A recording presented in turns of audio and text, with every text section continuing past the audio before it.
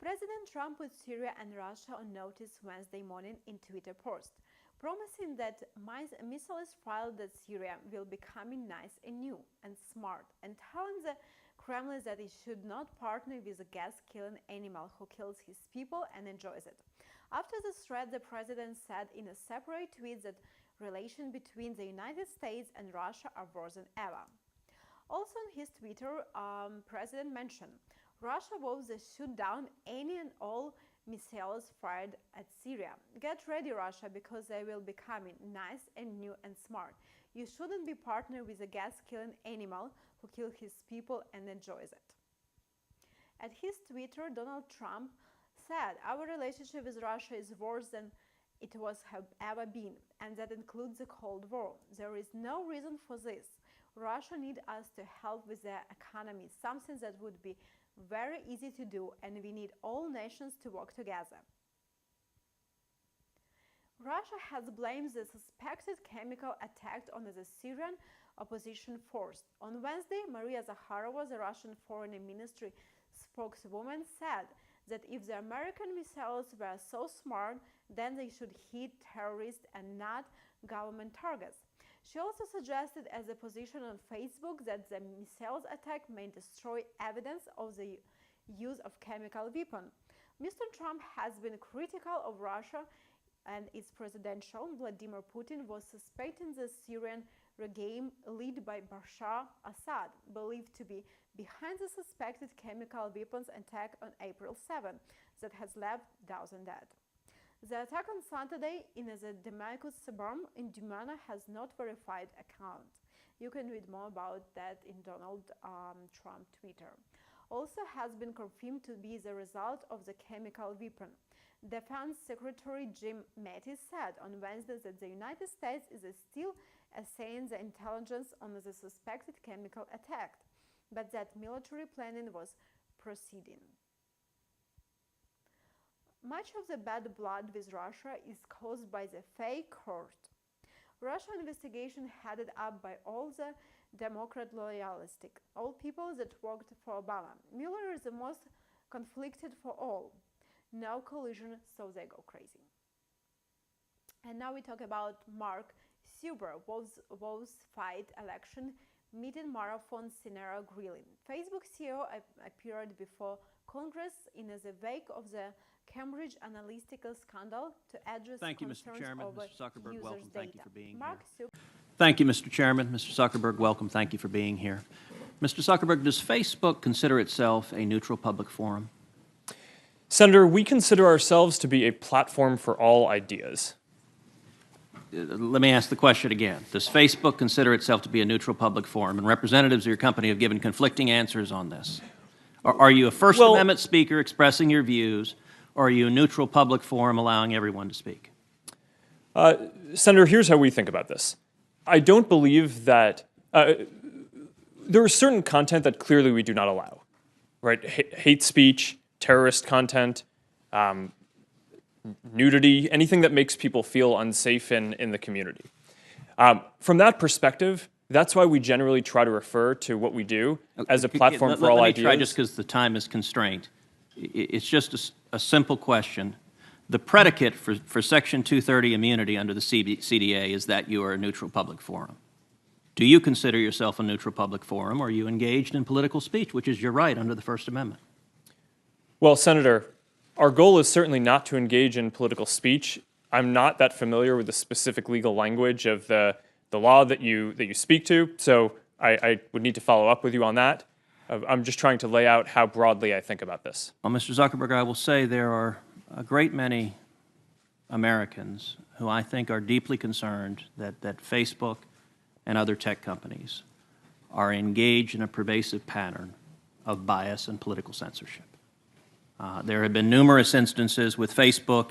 In May of 2016, Gizmodo reported that Facebook had purposely and routinely suppressed conservative stories from trending news, including stories about CPAC, including stories about Mitt Romney, including stories about the Lois Lerner IRS scandal, including stories about Glenn Beck.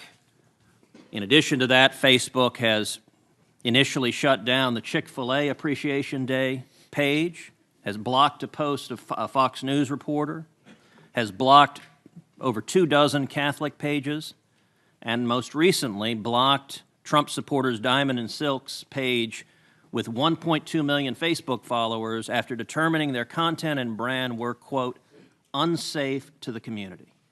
To a great many Americans, that appears to be a pervasive pattern of political bias. Do you agree with that assessment? Senator, let me say a few things about this. First, I understand where that concern is coming from because Facebook and the tech industry are located in Silicon Valley, which is an extremely left-leaning place. And this is actually a concern that I have and that I try to root out at the company, is making sure that we don't have any bias in the work that we do. And I think it is a fair concern that that people would at least wonder about. Let me ask this question. Are you aware of any ad or page that has been taken down from Planned Parenthood? Senator, I'm not, but let me just... How about MoveOn.org? Sorry? How about MoveOn.org? I'm not specifically aware of those. How about cases. any Democratic candidate for office? I'm not specifically aware. I mean, I'm not sure. In your testimony, you say that you have 15 to 20,000 people working on security and content review. Do you know the political orientation of those 15 to 20,000 people engaged in content review? No, Senator. We do not generally ask people about their political orientation when they're joining the company. So as CEO, have you ever made hiring or firing decisions based on political positions or what candidates they supported? No. Why was Palmer Luckey fired? That is a specific personnel matter that seems like it would be inappropriate to You speak just made to a here. specific representation that you didn't make decisions based on political views. Well, Is that accurate? I can commit that it was not because of a political view. Do you know of those 15 to 20,000 people engaged in content review, how many, if any, have ever supported financially a Republican candidate for office? Senator, I do not know that. Your testimony says it is not enough that we just connect people. We have to make sure those connections are positive. It says we have to make sure people aren't using their voice to hurt people or spread misinformation.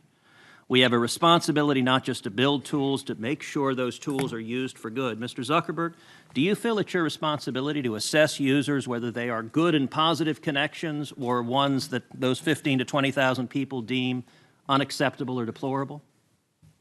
Senator, you're asking about me personally? Facebook.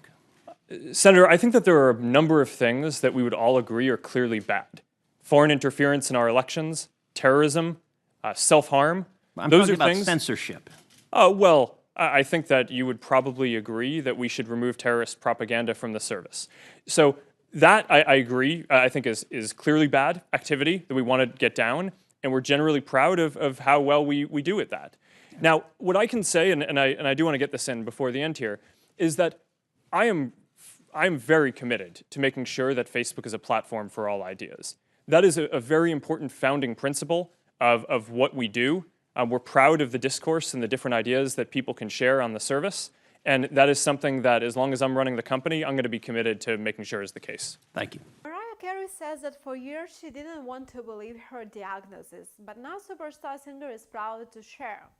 In the New People magazine cover story, Carey talks about having been diagnosed with bipolar disorder and where she's today. Until recently, I lived in denial and isolation and in constant fear someone would expose me, she said. It was too heavy and burden to carry, and I simply couldn't do it anymore. I sought and received treatment, I put positive people around me, and I got back to doing what I love, writing songs and making music. Khloe Kardashian and Tristan Thompson. A timeline, Khloe Kardashian is back in the headlines, but not for the blessed event she's been looking forward to. The reality star is being buzzed about after reports that her boyfriend, NBA player Tristan Thompson, has been seen in the company of other women. The pair are expecting a child, Kardashian's first, within the next few weeks. Neither has spoken publicity about their reports, but they have been pretty open about their life together up to now. You were watching AMB News.